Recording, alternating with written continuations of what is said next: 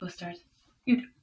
Hi, I'm Annunziata. And I'm Casey. And we're Nerdy Bitches in Glasses. Nerdy Bitches in Glasses? Now what's that? Well, that is a YouTube channel that was created by two idiots named Casey and Annunziata. They do fact videos, skip videos, and whatever the fuck else videos they decide to do.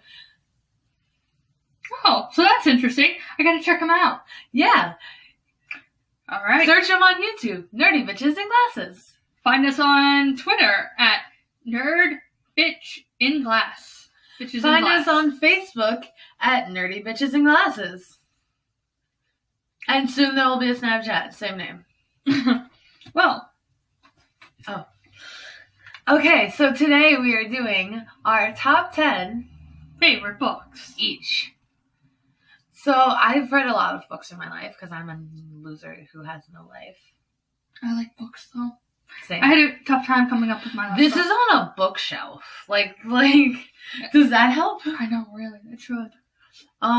So, for my number 10, I chose Fahrenheit 451 by Ray Bradbury. I read this in my 10th grade English class, though I don't think he thought I actually read the book because I didn't read it until after the test the day before I handed the book in. I really wanted to know what it was about. I knew, the gist, but, I thought it actually sounded good, so I read it. And it was. Okay, it's about, one of those dystopian future societies. I'm really into the dystopian future society books. Mm-hmm. Or, society that are dystopian. At all. They are my favorites. Because, I like seeing people that, care. I like seeing their passion and fighting for the cause that they believe in. And those books show you those characters. Then you must not have liked season 7 of Charmed, even though I know you probably never watched it, where the avatars tried to make a utopian world, which was actually dystopia. Yeah, I'm just gonna have a sour cream on your chip. Well, you gotta, read your next book. No, it's your turn. I thought we were doing... No, we're going back and forth. Okay. So, my number 10 book is Scary Stories to Tell in the Dark. Talk about it. The whole trilogy. Wonderful scary stories for a little kid mind, but at the same time, could still give you nightmares. It's very scary. It's meant for little kids, but yet some of the stuff that happens, you're kind of like, I thought you didn't want to say. It's like Goosebumps. Oh, I didn't like Goosebumps. They scared me. Exactly. It's a little kid book, but it scares you. I'm not into scary. Yeah, I love scary. As a child, I read Amelia Bedelia. That was my daring, and sometimes I got nervous. Amelia Bedelia, teach first grade. Okay, wait. I actually have this one. Can you hand me my books? This one. So, my mom's cousin is a librarian or something, and she sent me some advanced reading copies in 2012 because this came out in 2013, the actual book. But it's Dune, and it's by Carrie Corp and Lori Langdon. I hope I didn't pronounce anything wrong. I suck at words. But it's actually really good, and it's about these two girls, and they go to Scotland, and then they go to this fantasy land, and it's mad awesome. And then it's legit. I'm it. Okay. It's a good book. If you see this, this is what it looks like. If you see it, go read it. It's a really good book. I recommend. I mean, it made it on here. I really recommend. So, for my book number 9, The Complete Works of Shakespeare. Namely, Romeo and Juliet. I kind of find that one funny. I do too. It's good as a comedy. Yes. I'm a horrible person. Anyways, that is one of my favorite Shakespeare plays, so. Okay, call me a basic bitch for this, but my number 8 is actually the second book, Catching Fire, of the Hunger Games trilogy.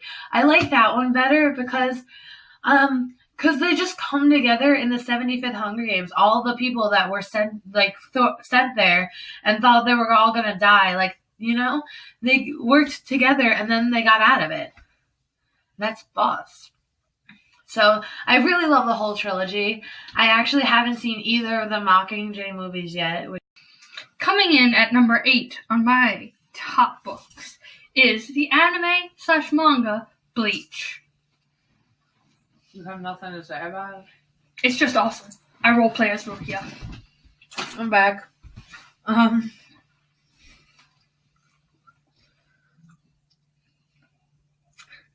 So what's your number 7?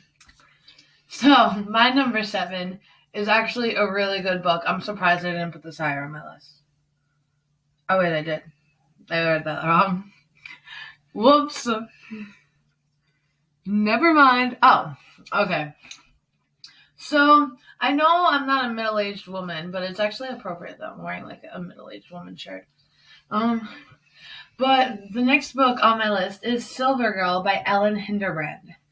So, it's basically supposed to be someone like Bertie Madoff's wife. Because she didn't know about what was going on. So what happened after, he got caught. And it's, a really nice story. The characters are really, you can feel them. They were written really well, and she's a good author, and it's your turn. Alright, my number 7 is the wildly popular Harry Potter series. Now, that series could go up on my list very easily. But the reason it's so low... Popularity? Yes. Because it's over popular. That's why the Hunger Games is so low. Oh, mine. Mm-hmm. So, I like chips. Number 6 is actually a book by a lady I met, and she's actually really nice in person, too, and I know that from personal experience. It's Take a Bow by Elizabeth Ullberg. So I actually have a bunch of books by her because there's this thing at the library in the town next to mine that had this one local author, Jen Colanita, and people she could get in, her author friends. And they do book signings and stuff, and it's really cool. All the books that surround this computer right now are from them. All the ones on that side are actually Jen Colanita. That's just all her. And I still have more. They're downstairs. Can't fit everything. Okay. Alright, so coming in at number 6 for me is The Boxcar Children. Now, isn't that a book from childhood? This story starts off with 4 young kids running away from the idea that they're going to be adopted. So, they wind up living in a boxcar and living on the borrowing system. So, my number 5 is Tales of the Madman Underground by John Barnes. So, this book is my soul. I have always wanted to be a teenager in the 1970s, and this book is living that. This is a really cool character. He has really cool friends, and they're all really weird, like me.